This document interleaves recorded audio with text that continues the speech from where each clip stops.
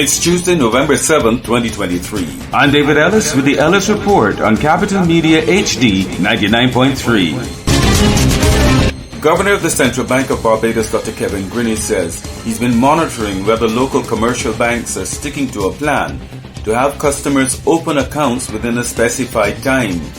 He said this in Jamaica at a forum of central bank governors. You're supposed to be open an account within 30 minutes, right? So you have my secret people go in and try to open an account. And then they call the bank and we have a conversation. The governor of the Central Bank of Belize, Kareem Michael, says they've issued a directive to their banks on bank fees. You're charging at every point of access to hold the public's money, from ATM charges to ridiculous online fees and charges. In 1991, Yvonne Sandiford left Barbados to live in New York. Today, the family of the 79-year-old grandmother is mourning her death after two different cars hit her in Crown Heights on Thursday night. The first, while she was crossing the street, dragged her down the road, and then the second struck her as she was on the ground. Neither stopped to check on her, and both drivers took off. Her son Patrick says the family is devastated. If the first person had stopped, maybe he could have saved her and helped. You never know. Maybe he could have helped. She had 10 kids, 23 grandchildren, and 2 great-grandchildren. And Brooklyn police also have in custody the 30-year-old schizophrenic son of another Barbadian woman whose body was found in her apartment in a box. She is identified as 67-year-old Shirley Auer.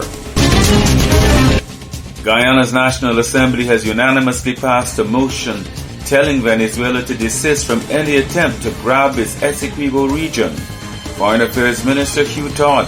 Venezuela has to recognize that we need to move forward in moving this region as one, as a zone of peace.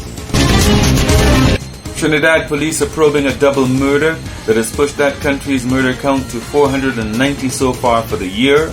In Jamaica, 3 people, including 2 9-year-old boys, were killed after the taxi they were traveling in was shot up by gunmen.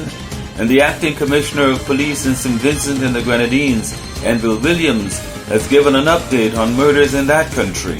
We recorded 47 homicides. 43 of those have been classified as murders. The United Nations Secretary General is again calling for a ceasefire in Gaza. UN Secretary General Antonio Guterres told reporters that Gaza is becoming a graveyard for children, with hundreds reportedly being killed or injured daily, and he called on Israel and Hamas to protect civilians. But Israel's Prime Minister says no to a ceasefire at this stage. In his latest comments, Israel's Prime Minister Benjamin Netanyahu dismissed calls for a ceasefire, but said that short tactical pauses to allow aid into Gaza and hostages out could be allowed. The weather, unstable conditions continue to prevail, and we are expecting a mix of sunshine and clouds with a few isolated light showers. I'm David Ellis with the Ellis Report on Capital Media HD 99.3.